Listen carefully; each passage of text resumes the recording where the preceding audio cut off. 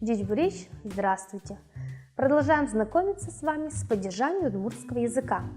9 падеж – интыян, местный, отвечает на вопрос «кытын», «где», «гуртын». 10 падеж – пырон, входный, отвечает на вопрос «кычы», «куда», «гурте».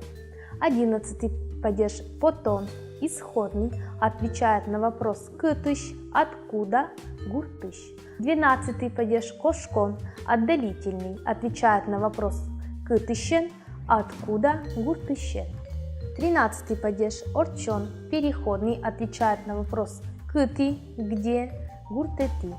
14 вопрос – матектон, направительный, отвечает на вопрос «кудлань», по направлению к чему, «гуртлань».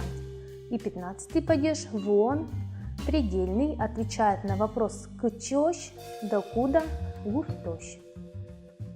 Рассмотрим некоторые примеры склонения неодушевленных существительных. Гуртын трос коркаос. В деревне много домов. Гурте щурес. Дорога в деревне. Гуртыш калык. Деревенские люди. Гуртышем куцкем и нам родиные. Моя родина начинается с деревни. Гуртети ветлоджа джигьос. По деревне ходят гуси. Простоквашино гуртощ вид километр. До деревни Простоквашино 5 километров. Тау кылдышкем дылы джечлы.